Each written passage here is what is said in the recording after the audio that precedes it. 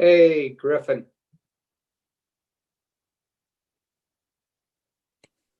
Hi, Griffin. Hey Jeff, how are you? Good. My Oh, cat going okay. crazy in the background. Hey, I love him. Okay. We got a couple people.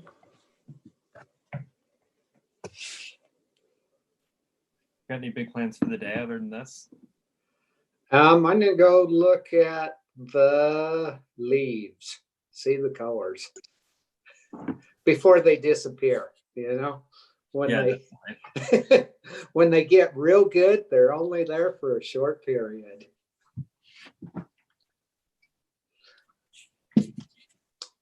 Good morning. Hi, I'm not, can you hear me? Yes. Okay, Yep. just checking. I tested my computer audio and it made me sound like a squirrel. So I was wondering if if there was something wrong, and it was kind of bizarre. Hi, I'm Anka. Hi, Anka. Where are you from? I'm in North Carolina, in Hillsborough, North Carolina. Okay. Oh, you're from, okay. Yeah, you're from North Carolina. I'm actually from outside of Charlotte, North Carolina. Awesome. Hi, Griffin. Yeah. Hi, I actually just graduated from NC State earlier Good this for year. you. All right. North Carolina. And Jeff, where you're at? Where are you at? I'm in Utah. Okay. But I do have some southern roots. And if you trace my southern side back, it goes through North Carolina, South Carolina. I have a lot of friends back there, quite a few in Raleigh on the adaptive side of things. Okay. Well, this is neat. So I wasn't going to I'm glad to be able to join. I didn't have time the last few weeks, so. And that's fine. Mm-hmm. I'm gonna do it every week. I think that's great. I'm on the ski patrol, and once the snow flies, it might get a little interesting. On my side of things, we might have to adjust things. But we'll cross that bridge when we get there. So how have these been attended? It goes up and down. Every week's different. I've had, just 2 people, and I've had 5 or 6. Okay. So it just depends, and so be it. That's why, as long as no one objects, I'm recording it and putting it on my YouTube, so that people, because I've had people from New Zealand to Finland wanting to see it. So, Okay. So let's not make this a party where we cuss and go on and stuff, because we might embarrass ourselves. No, let's just talk about our nubby experiences. Exactly. And what exactly are your... Okay. 4 fingers. Yep. How long? April. Okay. So you are very newbie, infancy. I know, but just a couple of weeks ago, I got Okay. And I just dropped the tip. I just dropped Actually, if you didn't have a prosthetic yet, I was gonna recommend Naked Prosthetics for you. Well, thank you. So tell me, I'm sorry, let's just have some introductions. Everybody show me their hands. Show a hand. Okay. Ah! You're a fingered one. I have all of But he is telling us. So I am 3 fingers, of which one does work a little bit. It's cute. I like it. Stubby, Yeah. I call him. But I did come up with a new hashtag for myself today, because I am cooking a lot on Sundays and stuff. I'm calling myself the Shaka Chef. Shaka Khan, hang loose. I have the life patent of it. So with that, the Shaka chef. I love it. That's hysterical. Jeff, But I also learned this week that there is a senator there from Montana that I'm going to try and get him on here because he is the elder statesman. Mm-hmm. He lost his 3 fingers. He's the mirror image of me Okay. at age 9. Okay. And so that was approximately 55 years ago. And he runs his own farm in Montana and commutes to Washington, D.C. every week, except for when he is planting or harvesting. we love to see it. He just had a book come out called Grounded, and it's a very good book. I'm about halfway through it, but he talks about his injury and his life, and life goes on. Yes, my injury was 4 years ago. That was my question to you. That was right. Yeah. And I can remember laying in the hospital bed going, okay, what in the heck is my life going to be like? I am the husband, the father, the breadwinner, and everything. And okay, what is it? Well, I can say honestly, my life is the best it has been since my accident. I've met so many amazing people that have overcome challenges in their life. And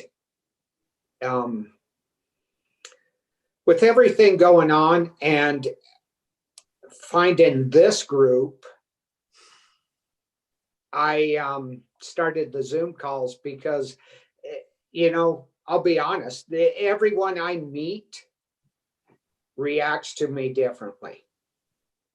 Some react like, oh, it's just a little boo-boo, only a couple of fingers. Yeah, we know, live with it and see what it's like, just a couple of fingers. But also, it is a big deal. But life goes on too. I've done so many amazing things since then. I'll be honest that it opened my eyes, gave me a reality check after I went through my morning pity stage that, okay, it showed me life is very short and can change in a split second in my case.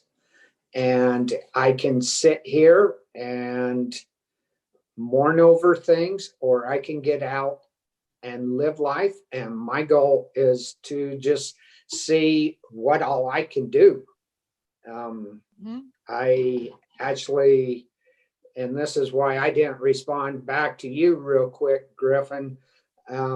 A friend of mine, an able-bodied friend of mine, participated in a ultra marathon over the weekend called the Pony Express 50 or 100. He was trying the 50. And so I was out on the Pony Express trail watching individuals, and there might be a chance that next year I might be going for 50 or 100 miles on my feet. You are more fit than I will ever be. But in the same sense, you take one step further each day and it happens. That's all it is. This individual friend of mine, he is able-bodied and stuff, but his goal is to lose weight. And he is close to 300 pounds. And so that's why he's doing it. Well, good for everybody there. Yeah, you know, life goes on. Morning, Craig. How are you? Morning. I'm well. How is everybody? We're doing Aloha. great. It is about 10 after. Why don't we let you jump on and go, Griffin, and tell us about Point Designs digits, and we'll go with that.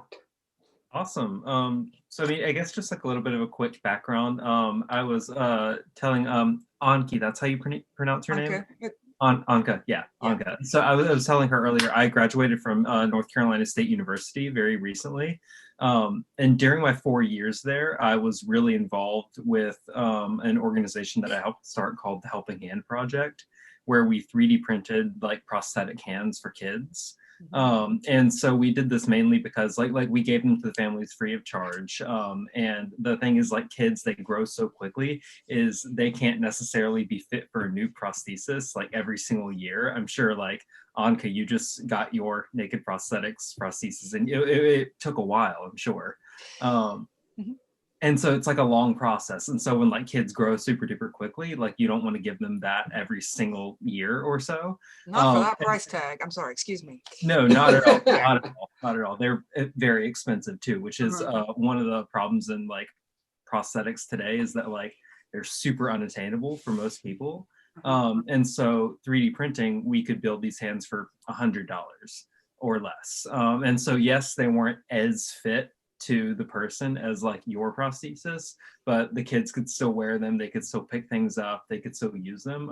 And so for a lot of kids like born with a limb difference like that, this is more of like an accessory that they can wear to school, or that they can wear anywhere they want, like a necklace or a piece of jewelry. And so I had a really fun time doing that, and so I knew that I wanted to continue working with 3D printing and prosthetics. And so I recently started working at Point Designs, which is actually a company that builds 3D printed prosthetic fingers that look like this, and that Jeff actually has. And yeah, so that's his prosthesis.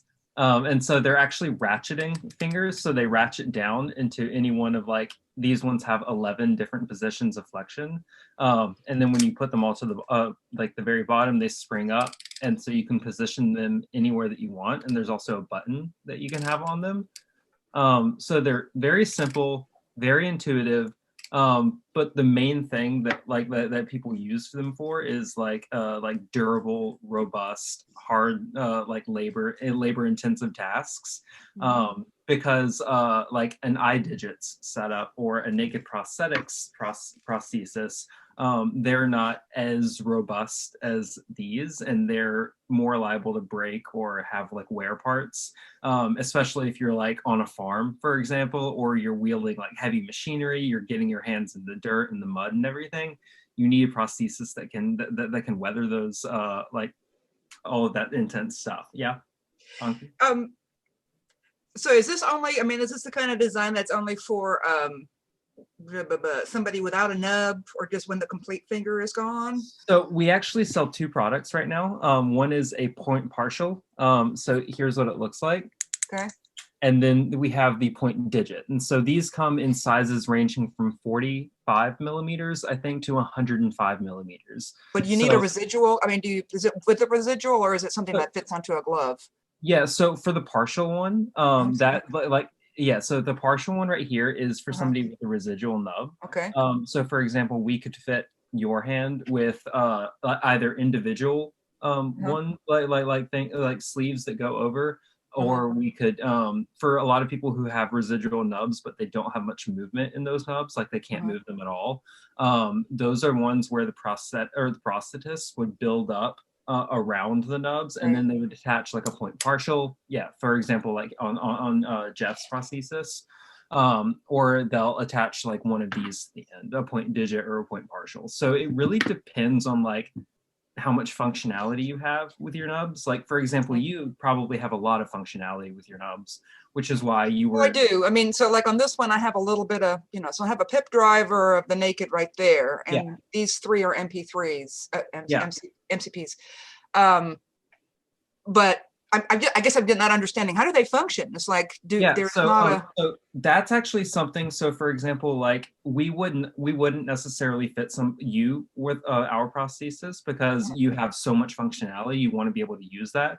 But for people who don't have that functionality, we give them this. And so this, they can position with one hand if they have it on another, or they can just like push it up against their body and it'll close around something. Okay, that was my question. It has to be manipulated from the outside then, basically. Yeah. And Jeff, you can probably talk a little bit more about how you use it. Oh yeah. As I've got familiar with mine, it's almost a reflex action where I'll just take my other hand. It's a cool fidget toy. I would play with that so much. Oh my God. Oh, right. I actually joke that I have the fastest hand in the world. You do? And I'll build a lighter and tube top of it or something. I can, tap it against my leg and it pops out. Okay. And then I just reach for whatever I'm wanting to grasp. And then my other hand comes up and positions it automatically. Okay. Yeah. And then I create the cupping action between what I have residually here. It's cool. And and that's the whole thing about what we're doing here. We're all different stages. My fingers were ripped off and I have some movement in stubby, but I don't have the extensors to open up. So the MP design stuff, you need so much range of motion with it. Right. I'm borderline as to whether I would even be able to use one. And we're all in different stages. So that's why I'm bringing as many manufacturers out there so everyone can see what's out there. Let's build this. Let's make it better. Life's frustrating for us. Yeah. And then the cool things about ours too is that they have like the new ones. They have these fingertip pads on the top. Touchscreen? Yeah, they're touchscreen, so you can use them with your cell phone and stuff. That's one thing that NPs don't do, and I'm like, yeah. So you can use these on your cell phone, and they we rate them or we cycle them to test them out and stuff, and we close and open them over 250,000 times, which is the equivalent of opening it like 40 to 50 times a day for like 5 years, which you typically don't do. So again, like these things are absolutely the most robust option on the market right now because they're made out of titanium. Which is the coolest thing to me. And also on mine, so I am a little over 3 years.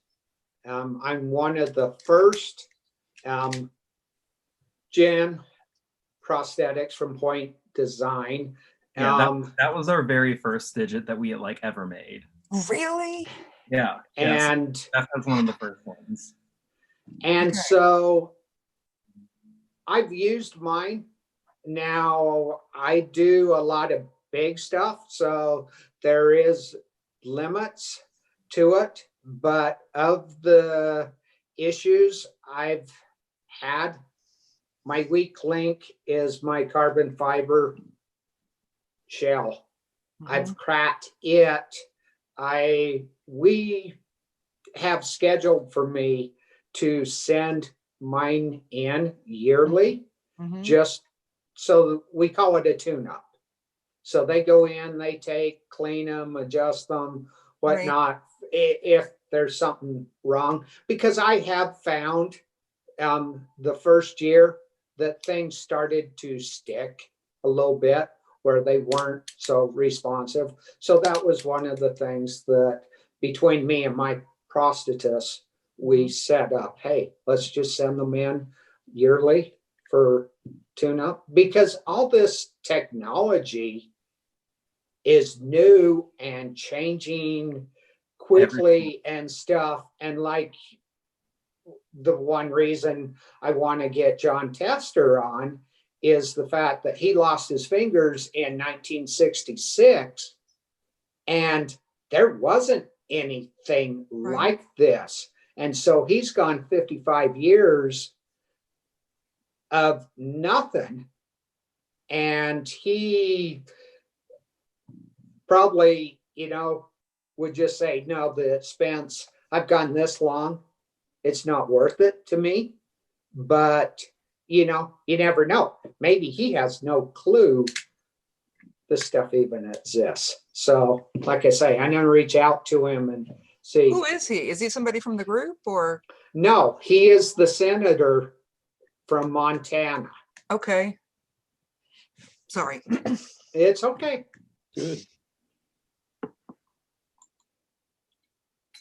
Is there anything else that you want to know about them? They're honestly like pretty simple, but they're also very helpful.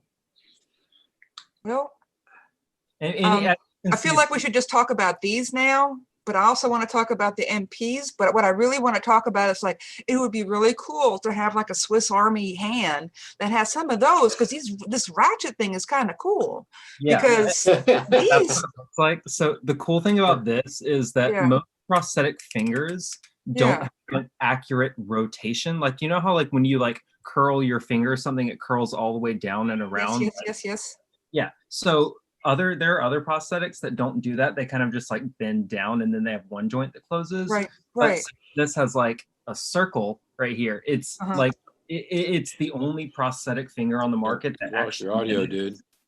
We lost you, Griffin. Oh, Audio. can you hear me now?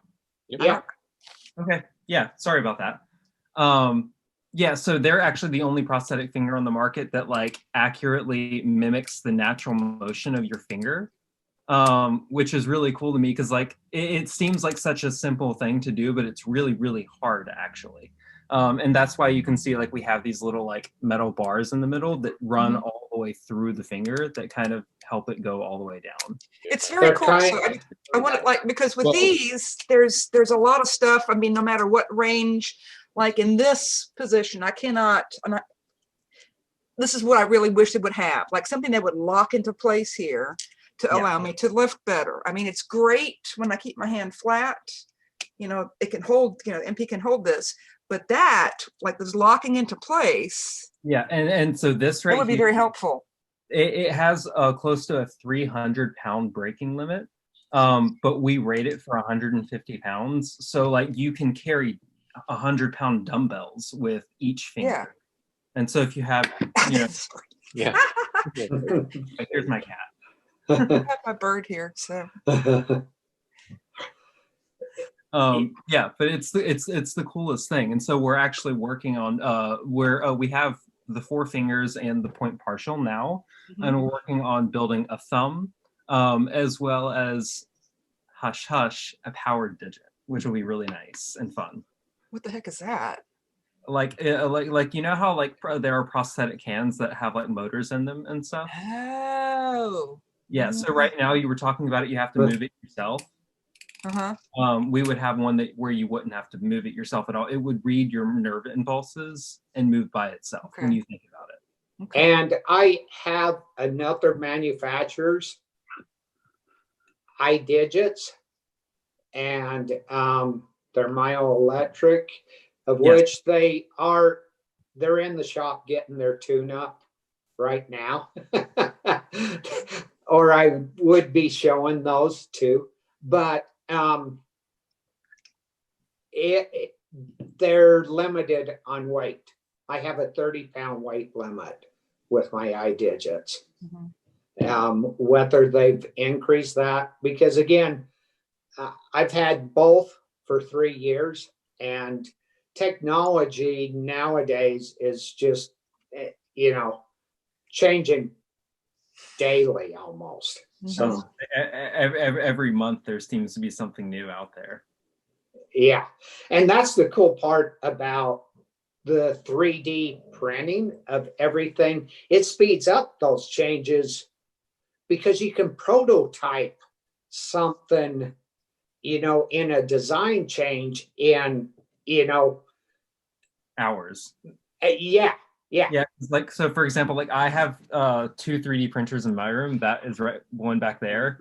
Because like I 3D print a lot. So like if I want something, I can make it in an hour. That's so awesome. I can print anything that I can Right. think of, which is the coolest thing. Are you still involved with the Helping Hands folks? Yes, ma'am, I am. I think that is, I'd like to talk about those folks for a minute. I don't know, I'm being really inappropriate. I don't know what the rules are to, anyway, I think that is really, really cool. Like for everybody, because the learning curve of learning to deal with a prosthetic, there's a whole different way of instead of waiting for something really expensive to show up, just for people just to try and train their hands and to try to keep some of the proprioception that they had before the finger loss. Yeah. By putting something on there that kind of sort of works would be kind of cool. And I love the idea for kids, and kids are, I'm sorry, I think I saw that organization in my Googling when this happened. And I just had a lot of respect. I just thought it was really wonderful. If you Google hand project now, you can like see our webpage and stuff. I think I've been there. So yeah, and again, the cool thing is like the hands that we build are built based on like if they have a wrist still or if they have an elbow. And so whenever like, they bend their wrist, all of the fingers that we've made them will close. And so and the cool thing is, again, I was saying like they're more of like an accessory sometimes to these kids. And so we built a kid like a Black Panther hand, we built an Iron Man hand, a Wonder Woman hand. Like, see, I want that stuff too. I mean, I want a Wonder Woman hand. We lost it again. I'm sorry. You could hear me, yeah. So there you go. But yes, that's the whole thing, is to get things out there. And I'm going to start throwing out videos on my YouTube channel, Jeff Giving a Hand, just doing everyday activities and stuff, showing what works for me. We're all different. So, I mean, everyone's welcome to do stuff. And if you don't have your own channel and want to get it out there, you're more than welcome to email me the stuff and I'll post it to mine. My whole goal since my accident is to build the adaptive community as a whole, to get it as big, quit putting us off in the corner, leaving us alone. And, we need to get out there and show we still are very functionable adults, whatever, that we can give back to the community. Amen. Absolutely. Yeah. Who else is in the call? So there's Jonathan and Craig. Yeah. Okay, cool. I haven't met you yet, Craig. This No, is we haven't met. the first time that I've been on these calls. Oh, well, yeah, cool. Well, I'm glad you're on. And that's cool with the Helping Hand stuff. I remember that some of the news stuff with the kids getting the prosthetic stuff, that was always kind of cool. And I remember, I think specifically the Wonder Woman one for some reason, which was really cool. Yeah. And, awesome. Hey, Griffin, if you don't mind, what did you major in? Material science engineering. Okay, cool. Well, then that helps a lot with what you're doing. Definitely does, yeah. It's really cool. The first time I ever saw or used a 3D printer was actually my freshman year of college, so only a couple years ago. Oh, wow, there you go. Yeah, and I've done a lot with them since. So I probably never thought that was going to lead to a career, huh? Not at all. No, at least not at the beginning though. I was printing like a gear or something like that, like literally a simple gear with teeth on it. That was the first print that I had ever done, and then like within a couple months, I had found some people who were working or wanted to start the Helping Hand project, and so I kind of started it with them. And then that was really all she wrote. Cool. So Griffin, on your 3D printing, do you have to have like a SolidWorks program?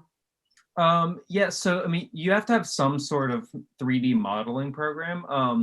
And interesting thing is the one that I use the majority of the time is an online program called Tinkercad. And so it's mainly for Writing like, that down. yeah, no, please do Tinkercad. Yeah, so like young people just learning 3D printing, and then also like super advanced stuff. You can just throw in any file, and they have like a lot of basic shapes, like squares, rectangles, cubes, spheres, all of that. And so you can make most of the things that you see in your daily life with basic shapes, I've found. And so I use that for like a lot of my basic editing stuff, and then I put it in my printer and go. That's cool. Yeah. Yeah, Really my stepson works IT at Gettysburg College here where we live in Gettysburg, and they have 3D printers, and he's printed some stuff off. Just found the files out on the internet. Yeah, I was no, able to load them in and print stuff off. And it's pretty cool stuff. I mean, he made his, yeah. Speaking of that, well, he made his mom a baby Groot for Christmas the other year, 3D printing. So So, I also made like this is the you'll know this is Anki. This is the NC State bell tower. yep. From my alma mater, and then this is something cool. So all of our digits are printed out of titanium. This is a test print from a titanium printer. Oh, cool. Wow. That's pretty, And so this is like actually very heavy. Like you wouldn't think it, but it's pretty heavy. this is 3D printed. I had these made up myself because my issue is you can see that's as open as I can get my hand, and it's all cupped. And I do Spartan races. And if you can't do an obstacle, you got to do burpees. And so my challenge is doing the push-up portion of the burpee. And so these were made up for me, and oh, cool. I throw them on, and I can go down to the ground, and it helps me without abusing my hand any more than it has been abused. I mean, and I love the aspect of, within me and all the activities I do and stuff, I jokingly say my gym bag is now my tool bag. And it has increased considerably the size. It's almost a suitcase now that I wheel around, because depending upon what I do, there is not anything that replaces original equipment. And there's not one prosthetic out there that does it all. So, that's the end goal. That's the end goal. We're not there yet. That's the goal. Yeah. And actually, the sad fact of things is majority of insurance companies will at best only give an adapted person one prosthetic. And so there are groups within the adaptive community that are going, trying to get things changed. Because in a sense, it is a discrimination, because they are limiting what we are capable of doing. Yeah. And it's just difficult because, like, I mean, as you were talking about earlier, Anka, like these things are way more expensive than they seem like they need to be. Yeah. Because like, and mainly that's because, I mean, part of the community is relatively small. Like you're not like Amazon, like sending like millions of things every single year. And then also like a lot of the things like that, like prosthetics, like for example, naked prosthetics, it's like a very time intensive to like customize each one to each individual. And so right now they're just like kind of absurd costs, honestly. for devices that don't need to cost that much money. Because like if you look at just like materials wise, it's not, you know, $10,000, whatever it costs. I kind of want to ask you, I kind of like, you know, what kind of special 3D printer do you need to be able to 3D print titanium, for Yeah, instance? yeah, So, so- and like, is that really worth the, I have many things to say about this. Absolutely. Yeah. Inappropriate, perhaps, maybe a different forum. And But I this, wonder, but I kind of look at it as like people, so basically the price of this is paying somebody's salary for the year at Naked Prosthetics. yeah, And if they get so many people getting their salary paid plus materials and everything else, like they're trying to break even, you know, for their needs. And I understand that. I don't think they're like, I don't think somebody's going, you know, moving to Tahiti and having vacation houses over this. At least I hope not. Yeah. for ours, like we can't necessarily buy our own metal 3D printers because like for right now, like a metal 3D printer can cost upwards of $300,000, which is something that we can't afford as like a small company. Like I'm only the 6th employee at Point Designs. I think NP is pretty small too. So yeah. So like the company is pretty small. I mean, a lot of prosthetics companies, biomedical device companies are relatively small. And so like that 3D printer, we contract out with a company that has dozens of these. And so we print, or they charge us for like the time it takes, the materials, because the material to like make a titanium finger is not just the cost of titanium, it's the cost of making powdered titanium, which is also very expensive. Okay. And so it's like all of those costs wrapped up with like research and development costs and like employees costs. I understand. Yeah.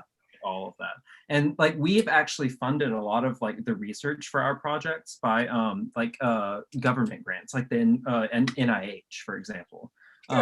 They pay a lot of grants for us. And so that allows us to put a lot of the cost savings onto the end user, which is why like relatively like in comparison to other prosthetics, like ours are the cheapest that you can buy.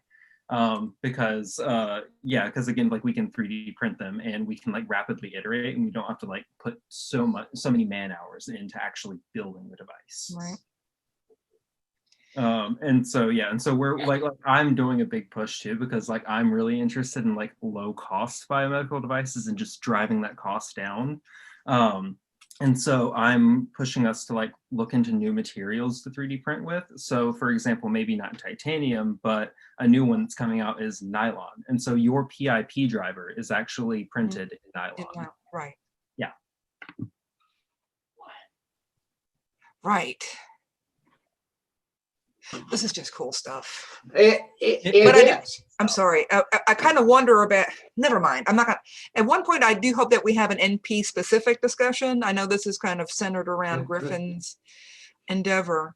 And in the next couple of weeks. Okay. Naked is going to be on talking about theirs. And I will reach out because some might just have lost the tip of their finger. Right. And there are just silicone cosmetic caps and stuff for some individuals.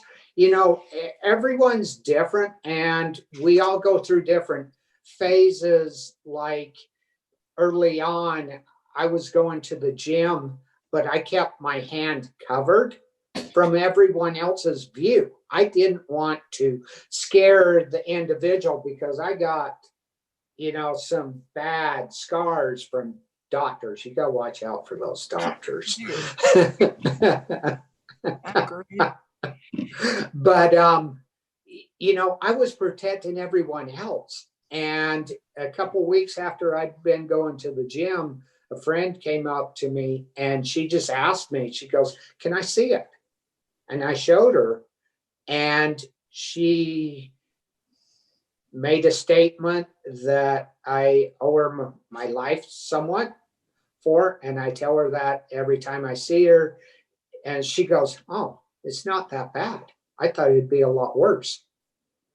And that statement brought down the curtain that, okay, I don't have to protect everyone else from seeing my scars and stuff. And Jeff, that's where you and I are different, because we went antiquing yesterday. I had no bandages or anything covering my hands. I didn't care. How long has it? You want to see it? You know, Yes, they're there I for you do. to see it.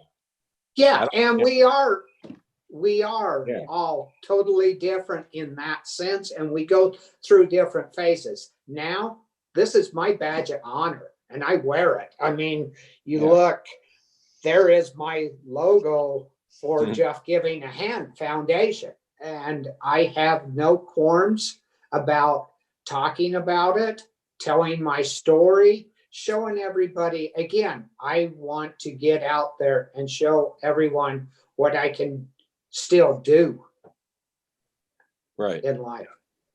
Craig, I don't know if you said this, but how long has it been since your injury? Me? Yeah. Yeah, not even 2 months. Not It even happened August 21st. Wow. And Yeah. Can you show it? Yeah. Here. There's what I've got. Okay. Can you see that? I do. I can see them. God bless them. So Yeah. It's kind of like you got This- angel wings kind of hanging. this is a cap of dead skin that is slowly working its way out off good. as the skin underneath, as the thumb underneath repairs. So I'll have Yeah. pretty much a whole thumb on my right hand, Good. half on the left hand. Okay. Neither pinky were.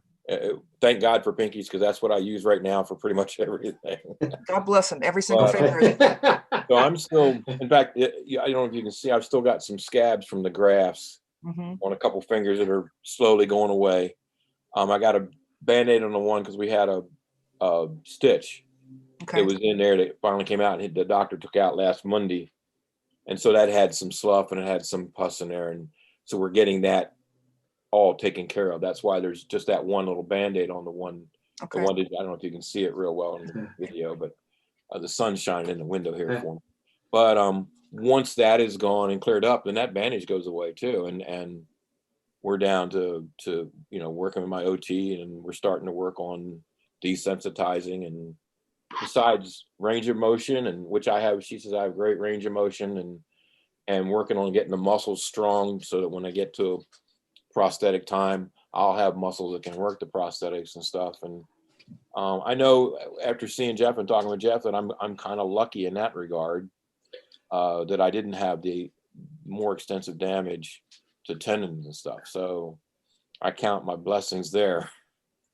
And Anka, one thing I would suggest is working with your NPs as much as possible, just lifting, because yeah, that is how they work, is your residual muscles and stuff Right, that right. are there. So the stronger you can make your stubs and stuff, the better off you will be, and you'll gain strength in that sense. Yes. I quite enjoy them. When I first got them, I got them about 2.5 weeks ago. I thought, this is crazy. This is crap. Blah, blah, anyway. And then, I just would wear them an hour or two a day. It's like, okay. But I didn't have the sense of length. And I kept on just, Yeah. I'm still, there's many things I can't do. And right now I am working on the lifting thing and being able to trust that, and like being able to feel with the rest of the residual hand, like when the drivers are making contact, to somehow get a sense of when I'm touching down, that kind of thing. The first cool moment that I had with them was folding clothes, because I was thinking like, this is going to be okay. I don't know about it, blah, blah, blah. And then I was folding clothes. All of a sudden, folding clothes became a lot easier. And I'm like, this is an interesting thing here. So that's when I turned, my heart turned a little bit towards the device at that point. And one suggestion is, yes, we don't have the touch sensations Right. with our prosthetics. That is the biggest downfall. Yes. But rely on other things. If you can Yes. bring it up closer to looking at it and seeing, then the sight sensation will help to replace the touch sensation. So You do other feel, senses will pick up. That's kind of what I'm alluding to, because you do feel there's like an echo that travels down your physical hand when the nubs, when the prosthesis touches something. And that's what I'm really trying to differentiate. Like I'll run like one finger across something where there's a little bump, and I'm trying to pick up, do I feel that bump?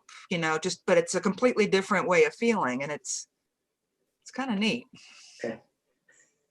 Neat and weird at the same time. I know. Sure. Another thing is, just working, opening up your hands and stuff. I do have to show off a little bit. But the injury happened in late April, and it was kind of nuts, but I like to crochet a lot. And so that was my thing. I was really afraid.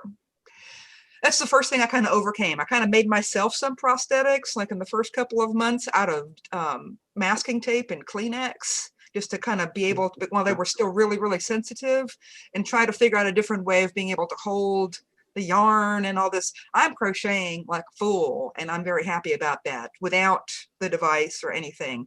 So I try to do things every day to really just, I exercise my hand a lot is what I'm saying.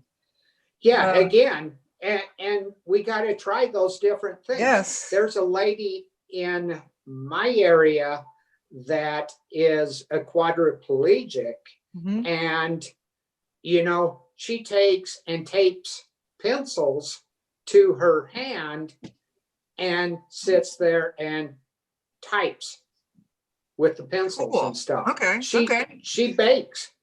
She has a couple of young kids and stuff, and life goes on, and you have to figure out what is going to make life easier Mm-hmm. or harder.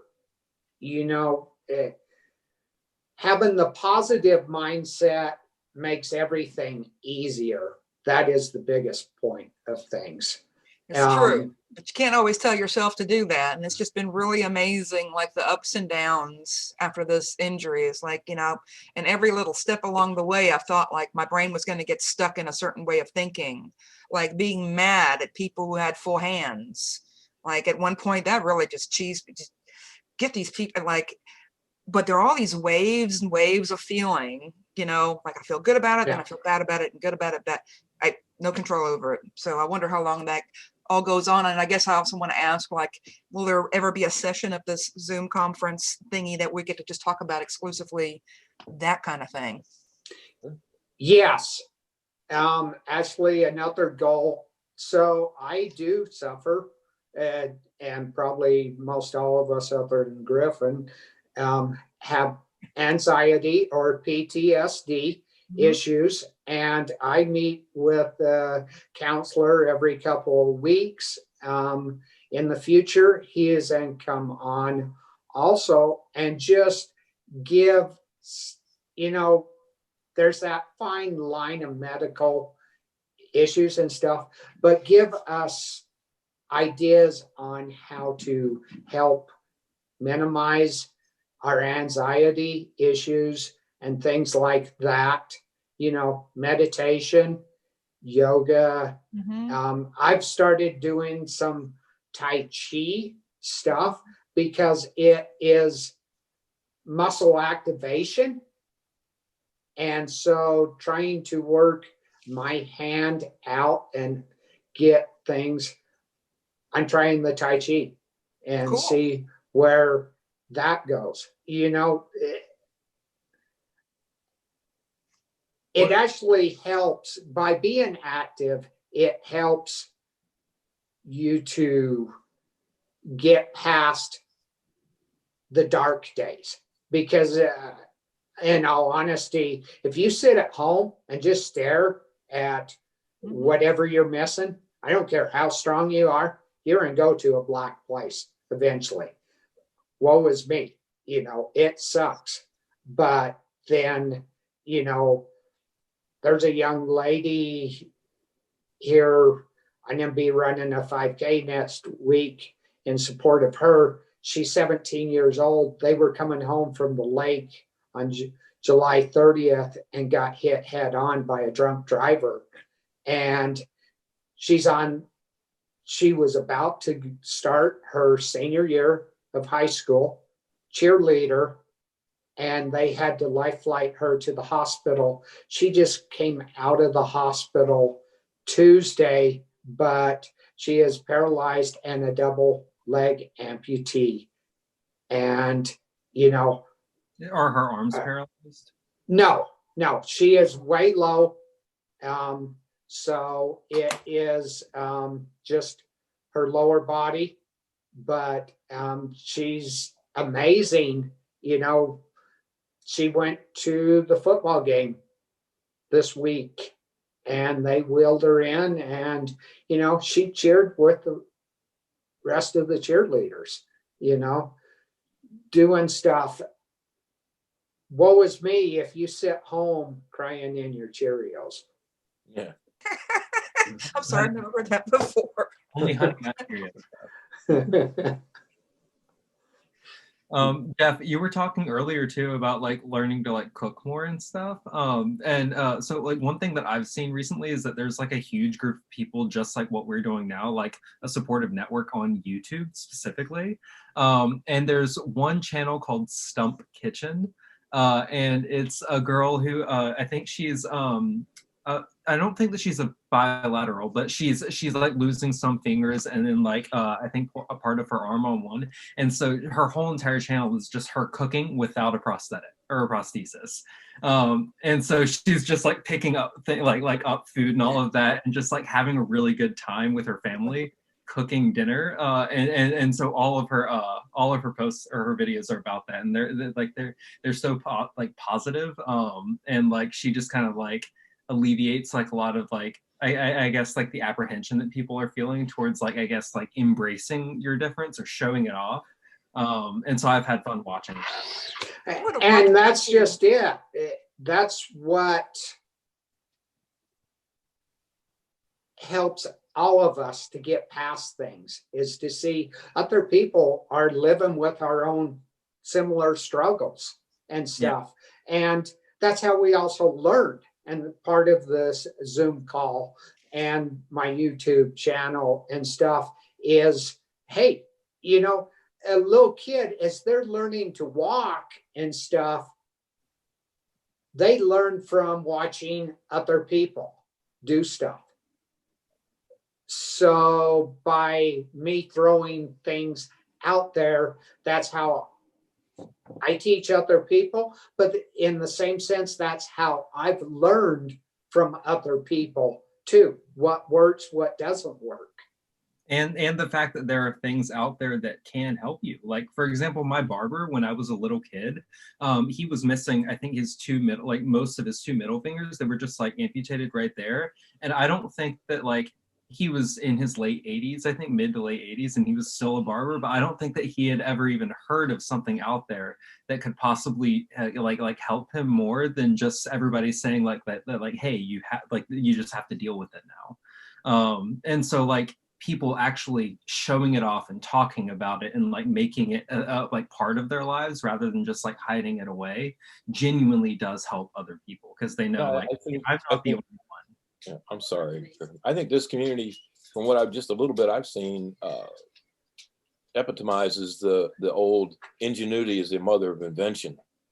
You know, necessity is the mother of invention, because, right, when you don't have the original equipment to work with, especially older folks and the folks like the gentleman that was on last week that had it for a long time, you come up with other devices, you come up with other ways to do things, or things to help you, you know, do the stuff. Velcro was probably an amazing thing for that community at the time when it came out, because Velcro would allow you to make quick, easy straps to help you hold things and or get a better grip on something or that kind of stuff like that. So yeah, the necessity is the mother of invention, and probably is epitomized in this community.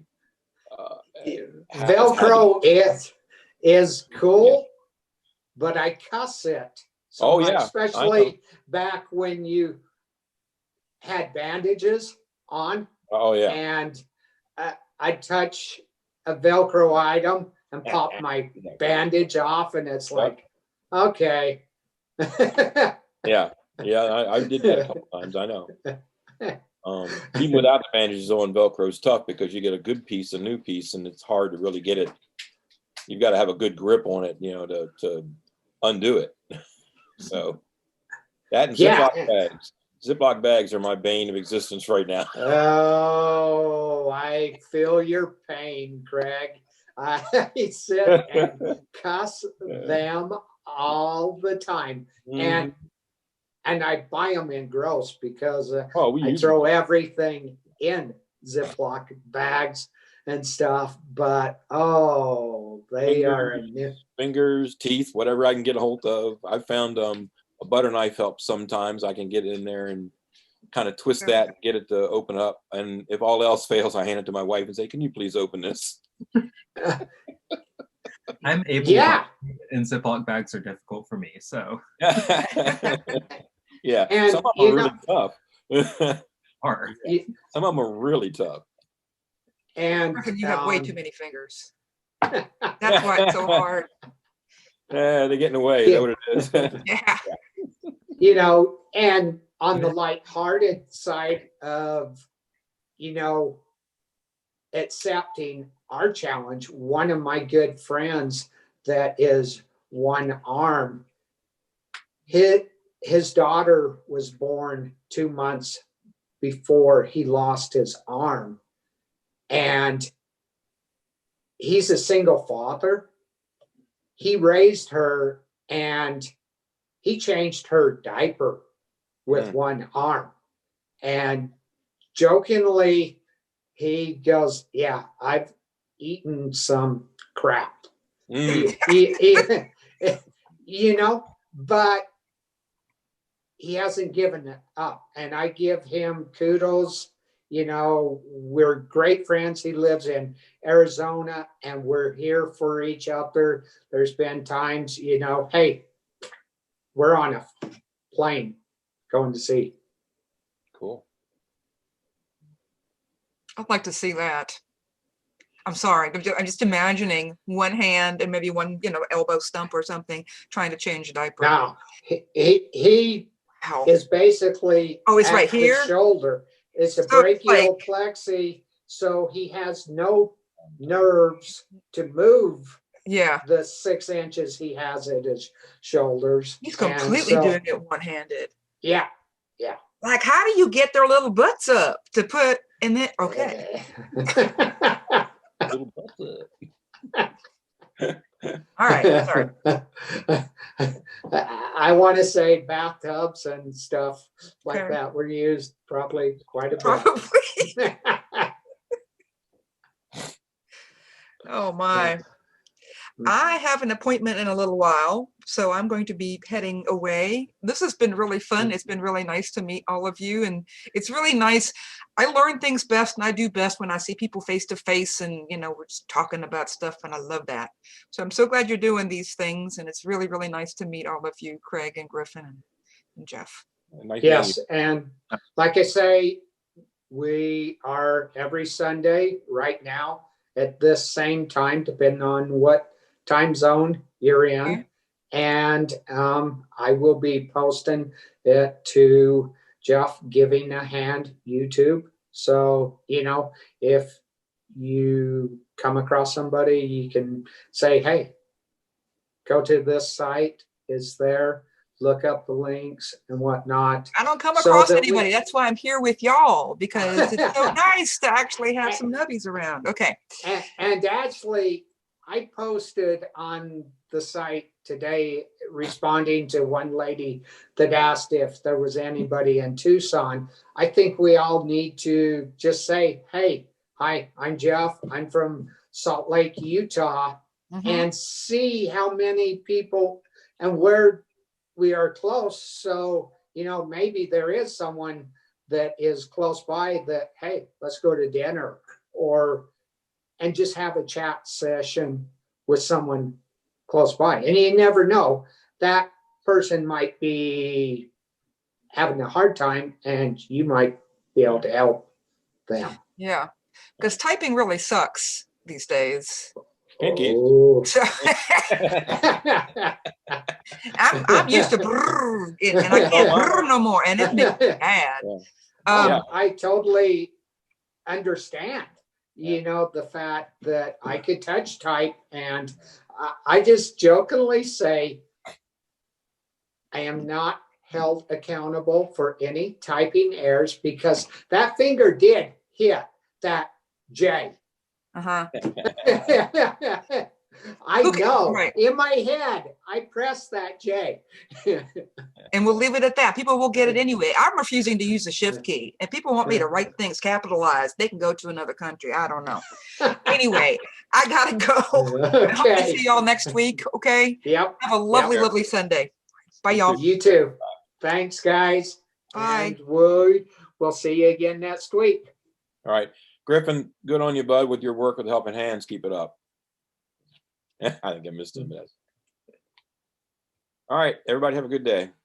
You too. We'll All see right, you. bye. You have a good day too. Sorry about my my Wi-Fi. I was on the wrong one.